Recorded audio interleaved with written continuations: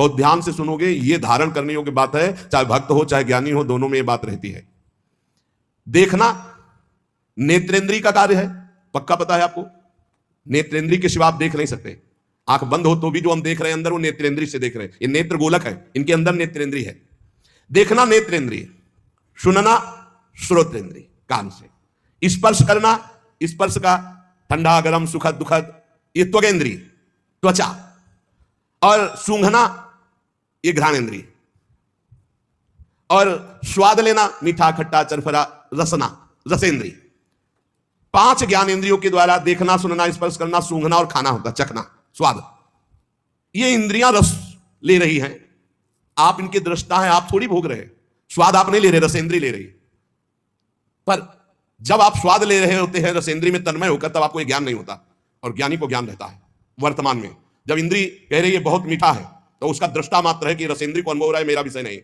नेत्रेंद्रिय कह रही बहुत घृणित है ये रूप या बहुत सुंदर है रूप, उस समय उस ज्ञानी देख रहा है कि बाह्य रूप को देख रही नेत्रेंद्रिय, मैं नहीं, ये नेत्रेंद्रिय का विषय है।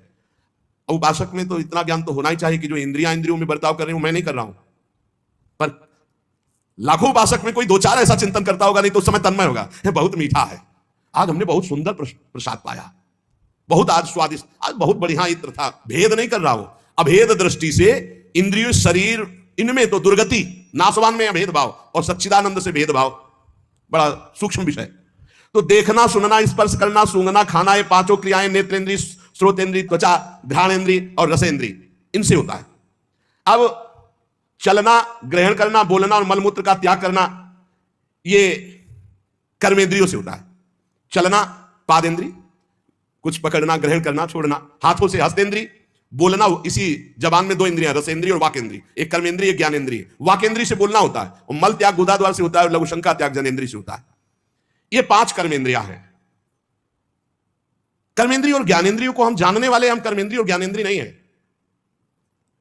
लेकिन जब शौच लगती है तो आप तदात्म होते हैं कि मुझे मल त्याग करना है, और ज्ञानी को शौच लगती है तो वो भी शौचालय जाता है, और उसको पता है कि मुझे नहीं, ये कर्मेंद्रिय का विषय है, ये वेग आया है, सुविधा है। और जो इस भाव से भी ऊपर उठ गया उसे अवधूत स्थिति कहते हैं। सोना निद्रा ये अंतःकरण की क्रिया है, अपनी नहीं। जैसे देखना सुनना स्पर्श करना सूंघना खाना है ज्ञानेंद्रिय, और चलना ग्रहण करना बोलना मल और मूत्र का त्याग, ये 5 क्रियाएं 5 कर्मेंद्रिय से। तो जो नींद है अंतःकरण का विषय है, ये अपना विषय नहीं है। श्वास लेना ये प्राणों का विषय, अपना विषय नहीं, जो मैं का विषय नहीं। बहुत सुंदर अगर समझ में आ जाए। आंख खोलना मूंदना ये प्राणों के अंतर्गत ही आती, प्राण शक्ति से आंख खुलती है, आंख मूंदती है।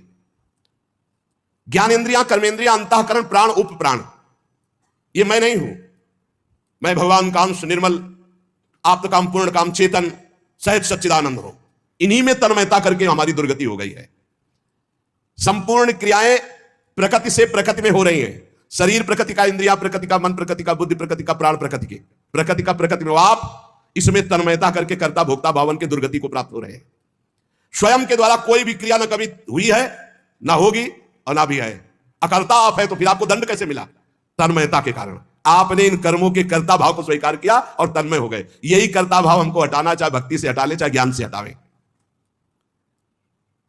शरीर निर्वाह के लिए खान पान व्यापार आदि, देखना लिखना पढ़ना सुनना सोचना, जितनी क्रियाएं सब प्रकृति के अंतर्गत हो रही। अपना स्वरूप अक्रिय है। इंद्रियाण इंद्रियार्थे सुवर्तन्ति धारयन्। जब उपासक ये देख लेता है कि मैं करता नहीं है, वो मुक्त होने लगता है। इतने जादू का तमाशा है, समझ लो। गांठ लगी ही नहीं। गोस्वामी जी कह रहे जड़ चेतन ही ग्रंथि पड़ गई, यद्यपि मृषा छूटत कठिन है ही नहीं बंधन, पर छूटना बड़ा कठिन है। बस इतना समझ लो कि बंधन ही नहीं है, पर छूटना बड़ा कठिन है। कर्तापन तुमने स्वीकार किया तो तुम्हारी दुर्गति पक्की है। चाहे शुभ कर्म करो चाहे अशुभ कर्म, शुभ से स्वर्ग आदि लोक, अशुभ से नरक आदि, और दोनों से मृत्यु लोक, आवागमन बंद नहीं होने वाला। क्या करें? तो बड़ी कठिन समस्या है, यही कठिन समस्या है।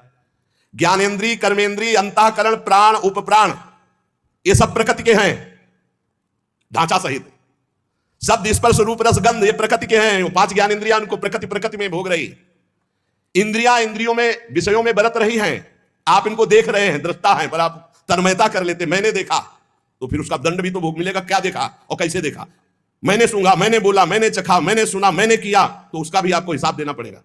जो किया उसको अहंकार विमूढ़ात्मा करता मन्यते, मैंने किया, मैं ऐसा कर सकता हूं, मैं ऐसा करूंगा, तो भोगना भी तुम्हें पड़ेगा। प्रकृतेः क्रियमाणानि गुणैः कर्माणि सर्वसा, जितने कर्म हो रहे हैं गुणों से प्रेरित होकर के प्रकृतिमयी इंद्रियों के द्वारा प्रकृति में ही हो रहे हैं। आप बिल्कुल निर्लेप हैं। प्रकृत्यैव च कर्माणि क्रियमाणानि सर्वसा, गुणों का कार्य होने से इंद्रिया और उनके विषय सब प्रकृति के ही है।